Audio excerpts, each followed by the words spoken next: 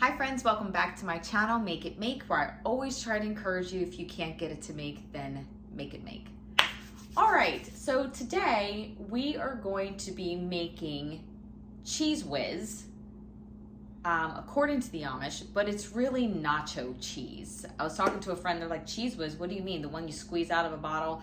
And she's like, do you mean nacho cheese? I'm like, yes, they actually mean nacho cheese, but the recipe says Cheese Whiz. So I do have the recipe here, and don't worry, I will make sure that it is up close in the camera so that way you can look at it yourself.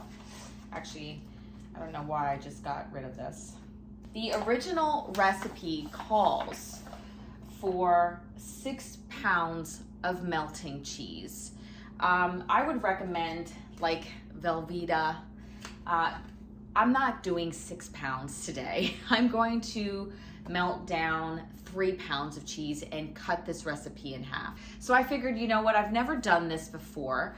I've heard of people recanning nacho cheese, but I don't want to do that right now. I figured, why don't we just try it on our own and see how it turns out. That's kind of what we've done here on this channel.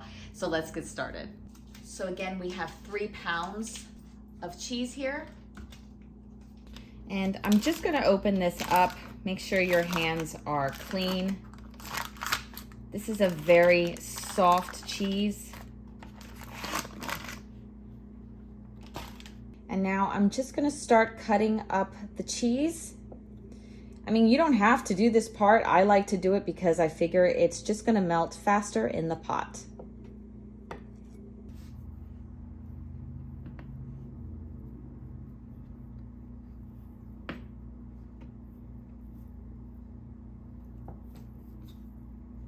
I'm gonna put our heat on low because the recipe did talk about it being cooked in the crock pot, but I'm gonna keep an eye on it on low here. So I'm just gonna place all our cheese in a 12-quart pot. You don't have to have a 12-quart pot. This is just what I'm working with. Now remember, I'm cutting this recipe in half. I only have 3 pounds in here. The original recipe calls for 1 12-ounce can of evaporated milk, so I'm only going to be putting in a half of that. That seems to be about half. Now to add a half a cup of butter.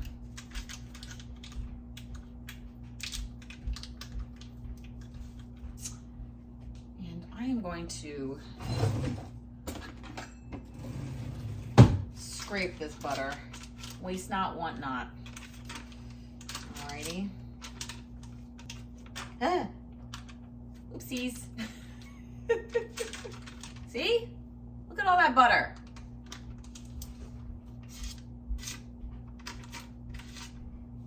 Okay. Now again, the recipe calls for 2 to 4 cups of milk. So I'm going to start off by just adding 1 cup of milk so I can gauge the thickness. As this melts, I'm going to be able to see if I need to add more milk or not. It's been a couple minutes, so what I'm going to do is put up the heat just a little bit because I have the time. I don't have to have it sit in a crock pot. So I want it to melt down just a little bit faster, but I don't want the cheese to scorch. So kind of like a medium-low heat and then keeping my eye on it. So this is good. We're starting to see some melting here. I'm so glad I only put in that 1 cup of milk because I think that might be enough. And we are still making progress. Just want to keep showing you as it melts down. We're definitely getting creamier. Since the cheese is almost melted, this is where I'm really going to keep my eye on it even more because again, I don't want it to burn. And I want to see if I'm going to need to add any more milk. I really don't think so at this point. I'll give you another close-up. To me, this seems like a real traditional nacho cheese dip. Texture wise, yeah, this looks really good.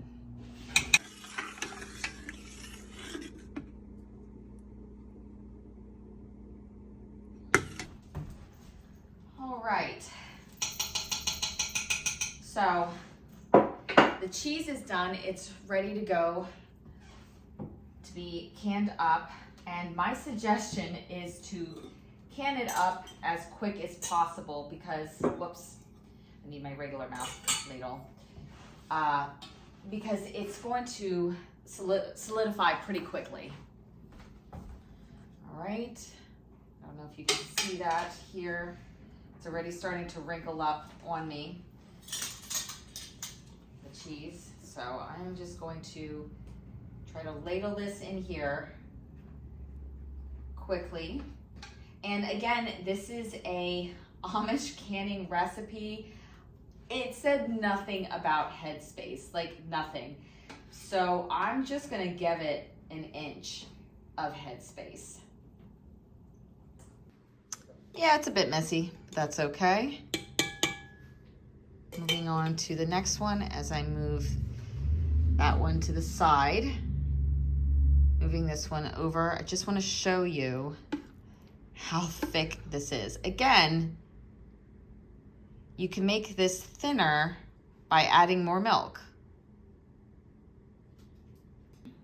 Oops, I'm so sorry. I am really being a mess in the kitchen today. Let's go over again the measurements.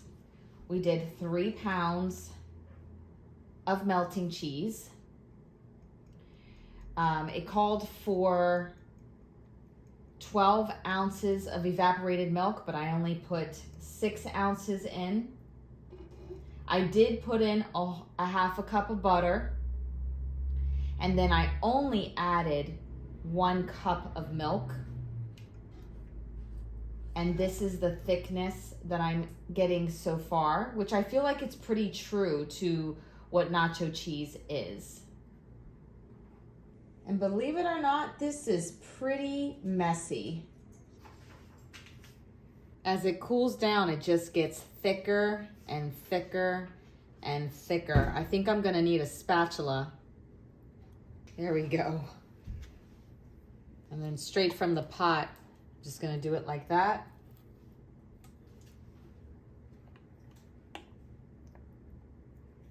The cheese is finally in the jars.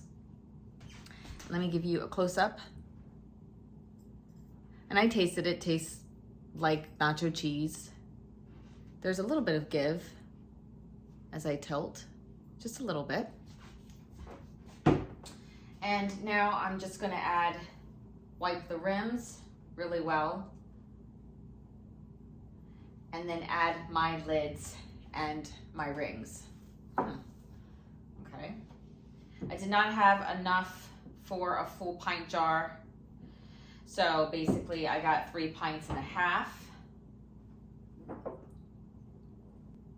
And I do want to point out that, you know, again, as we do recipes like this, I really make sure that my jars are super, super clean. Fingertip tight.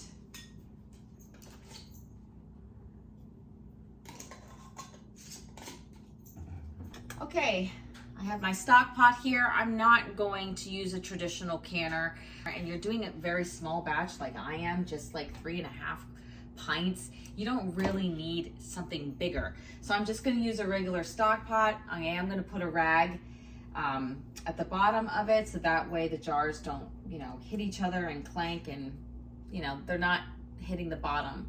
We'll go ahead and add those.